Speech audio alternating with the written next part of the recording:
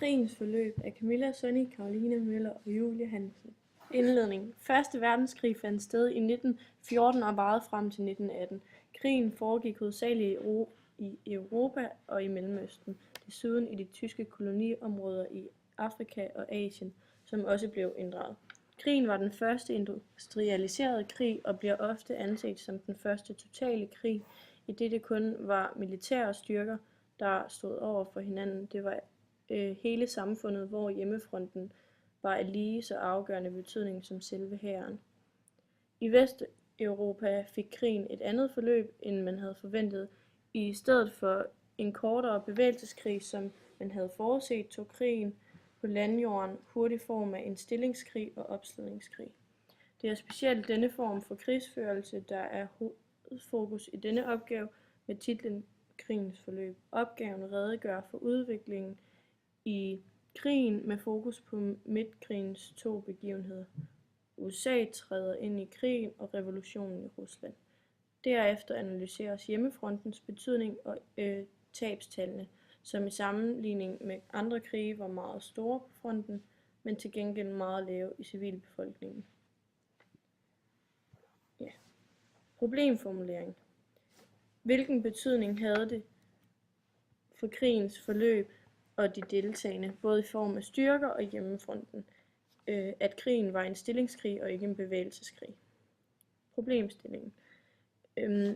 Vi vil først redegøre kort for Første Verdenskrig med fokus på krigens forløb og udvikling, som skal danne baggrund for vores analyse af hjemmefrontens betydning for krigens udfald, med henblik på at kunne forklare de store tabstal militært og de lave tabstal blandt civilbefolkningen.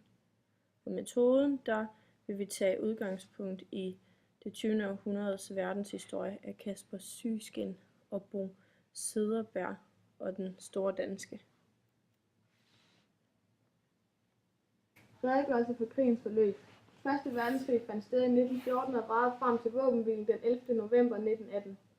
Mordet på det østrig-ungarske tronfølgerpar Franz Ferdinand og Sofie var hovedårsagen til krigen. Parret blev myrdet af en serbisk nationalist i Sarajevo. Mordet førte til et barsk ultimatum fra Østrig-Ungarn til Serbien. Blandt andet ville Østrig-Ungarn have deltagelse i opklaringsarbejdet på serbisk jord. Krigen udviklede sig til en europæisk storkrig, fordi Rusland ville sikre Serbiens sikkerhed, og Østrig-Ungarn havde sikret sig tysk støtte til sit ultimatum.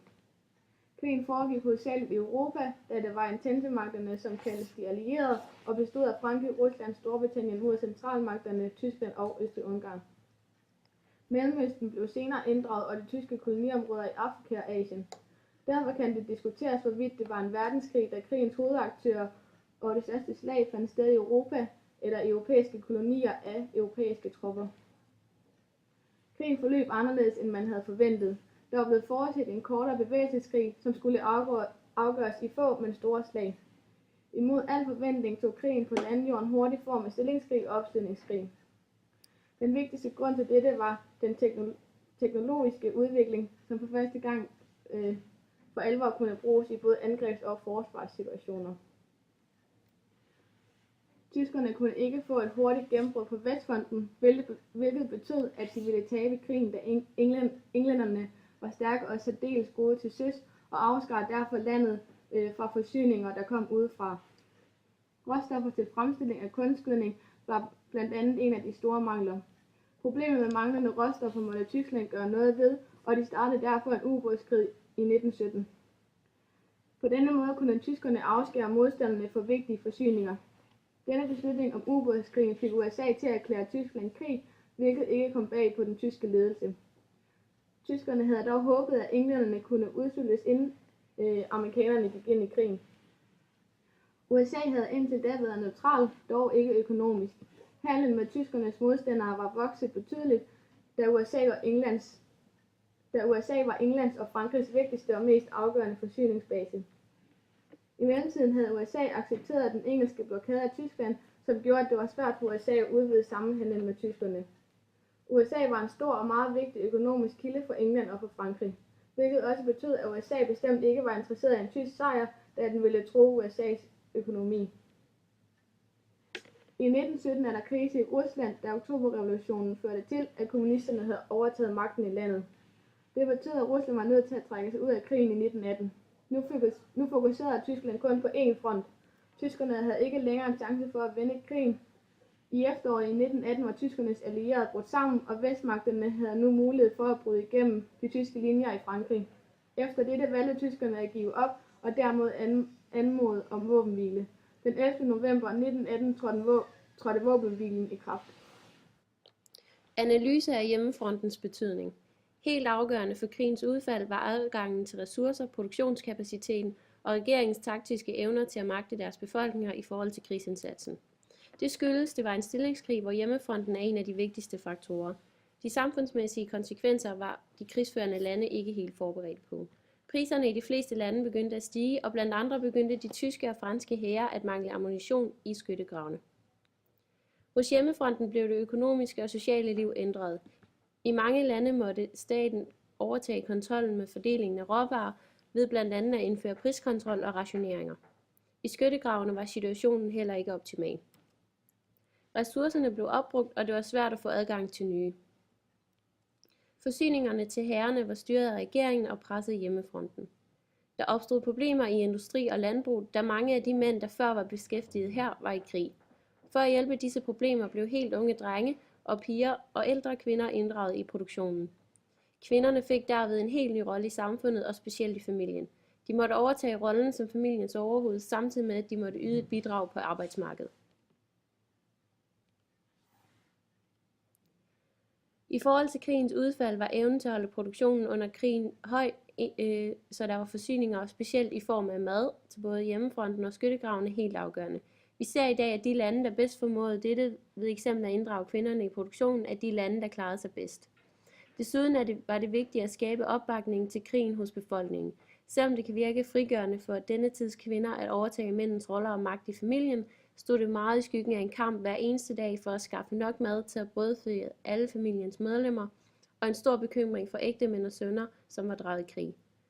Der skulle altså en effektiv propaganda til for at sikre hjemmefrontens opbakning til krigen, som gjorde hverdagen til en kamp. Det lykkedes rigtig fint for Storbritannien og Frankrig, værst for Rusland. Tabstallene var i 1. verdenskrig meget store blandt de mobiliserede soldater. I sammenligning med andre store krige, der har fundet sted inden og efter, er tabet af soldater langt det største under 1. verdenskrig. Det skyldes krigsførslen, hvor det med skyttegravsstillinger ikke handlede om at erobre land, men om at slå så mange af fjendens soldater ihjel som muligt. Der blev foretaget mange stormangreb, hvor de angrebne måtte ofre store tab i forsøget på at storme fjendens skyttegravslinjer. For hele krigens forløb var der et tab på i alt 57,6% af de mobiliserede soldater. England, Frankrig og USA's tab af soldater var altså større i denne krig end i 2. verdenskrig. I kontrast til dette var tabene i civilbefolkningen forholdsvis små. Igen skyldes det krigsførslen, hvor hjemmefronten var af stor betydning, men ikke fysisk til stede i krigens zoner. Det var altså ikke en krig, hvor det kun var fjendtlige herrer, der stod over for hinanden. Hele samfundet stod bag dem, men det var kun som afgørende faktor for ressourceadgangen og produktionskapaciteten. Krigen bevægede sig ikke, som man havde forventet, og det var altså muligt for civilbefolkningen at undgå selve krigszonen. Konklusion. 1. verdenskrig startede på baggrund af mordet på det østrig-ungarske tronfølgepar. Hurtigt udviklede det sig til en krig, hvor flere lande blev inddraget. Landene forventede en kortere bevægelseskrig, som skulle afgøres i få, men store slag, men sådan gik det ikke. Krigen tog form af en stillingskrig og opslidningskrig, og hjemmefronten fik en afgørende rolle. Produktionen og opbakningen skulle holdes højt, så civilbefolkningen kunne holde en nogenlunde levestandard og producere forsyninger til skyttegravene. Hjemmefronten var langt fra skyttegravene og selve krigszonen, så der døde kun ganske få. I modsætning tog stillingskrigen mange soldaterliv med sig, langt flere end man havde set før eller siden. Og her er vores kilder.